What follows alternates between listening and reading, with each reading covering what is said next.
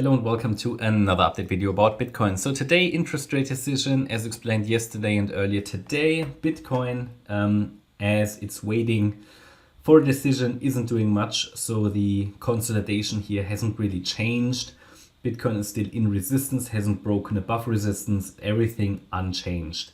What is the expectation? The expectation is that we're going to go a little lower eventually. Now, a day like that can always lead to short-term volatility, can lead to short-term distortions of the waves. It can also change wave patterns to a degree, okay? Because, you never know how much is going to happen, right? We had interest rate decision days where there was quite a bit of volatility. On other occasions, it was a bit of a non-event and nothing really happened.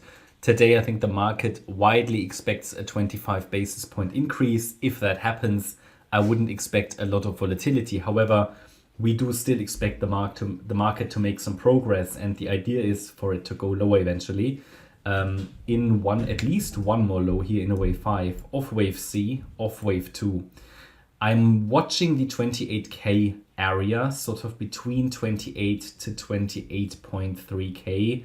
But yeah, that's sort of what I would expect for Bitcoin, go a little lower. So we're going to take a look at that in a minute. Overall, please don't forget the bigger picture.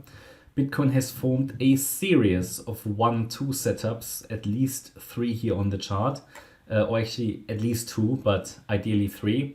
That is a great setup for higher. And as long as the 78.6 Fibonacci retracement level is holding, which is here at 26,080, I think we have a good chance to see a rally into 35 to 40K, maybe more next. But first of all, it needs to be clear that there is a very clear support level down here, 78.6 Fibonacci retracement, and that needs to hold. A sustained break below that level will likely lead to a failure of the 1-2 setup that we're looking at. That is the setup that started on the 15th of June, where price turned around already here, made a lasting low in a wave 2, rallied in 5 more waves up, which was expected, the first wave of a larger third wave, which again can take us eventually here higher into the 40K region, as I said. But yeah, the condition is that this 78.6 Fibonacci retracement level holds. Why is that so important? It is important because after the first 5 waves up, we're looking at this 3-wave pullback, which we then call a wave 2 of this particular cycle. And this wave 2 should not go beyond the 78.6 retracement. Well, it can technically, but it typically is too deep for a reliable wave 2. And if it is too deep for a reliable wave 2, it would then rather suggest that the market has failed to create an impulse to the upside. Formal invalidation of this setup will not occur until price breaks below 24,770. It's this larger degree wave 2 because that's the beginning of the wave 1. So a break below that level would be formal invalidation, but my experience is that really in 9 of 10 cases, the setup is failing if we see a sustained break below the 78.6 retracement. Now, if we zoom into the detail here, we can see that Bitcoin is coming down. Ideally, the A wave happened, the B wave happened, and the C wave, the last wave of this wave 2 correction, is unfolding now. In the C wave, we have 5 waves. I'm looking at a wave 1-2 complete, wave 3 complete, maybe this is the wave 4, and we are going to come down in a wave 5 next. At least one more low would be expected. Now we have the next Fibonacci support level is 28.3K. That's the 50% retracement level.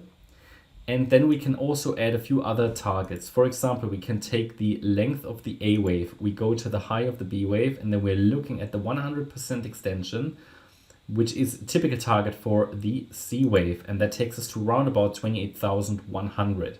So we've got 2 levels now, 28,100 and 28,300.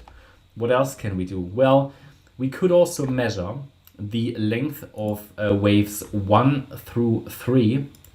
And even though wave 4 can still unfold further, let's see if we can get any usable targets out of this. What we're typically then looking for is the 61.8 Fibonacci extension. And it would take us to 28,430.